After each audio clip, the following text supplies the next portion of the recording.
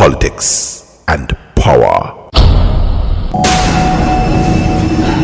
The discussion of political parties and their electability or their ability to win in Caribbean territories continues on this particular episode. And we refer to the works of Dr. Donald C. Peters, a Dominican political scientist who wrote in 1992 that the political parties in the Caribbean are able to use their incumbency to hurt opposition parties, not because the parties are devious, but precisely because the Constitution is flexible enough to allow it.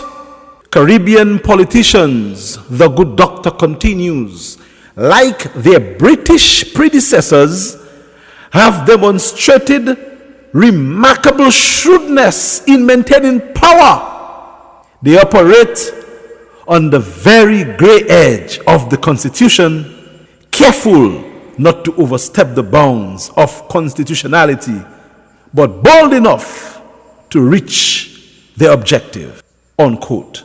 This is the view of a learned Caribbean scholar who pretty much places in context the issues facing opposition parties in the Caribbean. And this issue is even more profound in contemporary era. So, the point has been made by this one quote taken from page 112 from the text, "The Democratic System in the Eastern Caribbean" by Dr. Peters. What else can be said about the electability or the chances or the opportunities for opposition parties in Caribbean island developing states is elementary, because Dr. Peters so eloquently stated the issue at hand in a very scathing article entitled "The Challenges with Regime Change in the Caribbean," written by Dwayne Wong in 2015. Similar sentiments were expressed.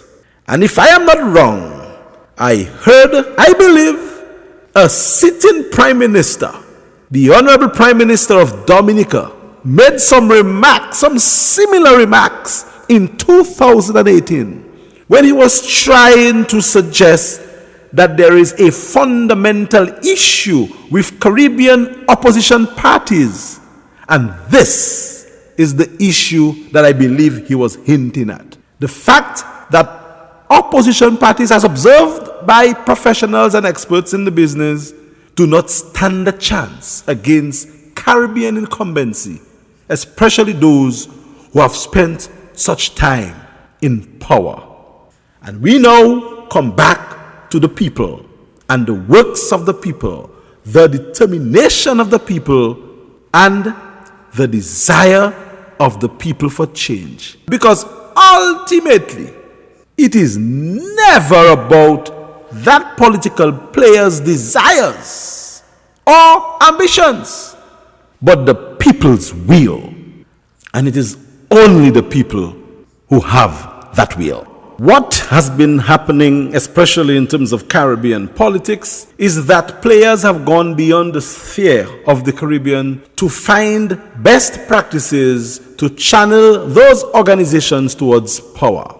Clientelism and vote buying becomes a major deal throughout and across Caribbean societies. And other interesting methods of power sustenance have been employed in different styles in different territories, but pretty much in the same vein. There is also the scientific approach to political canvassing and power seeking, which helps to navigate parties, or I should say incumbent parties, towards power, because of the lack of resource of opposition parties to purchase those same scientific reasoning. We will continue to speak in terms of the disadvantages of political parties in the Caribbean setting, but this will have to wait for another episode.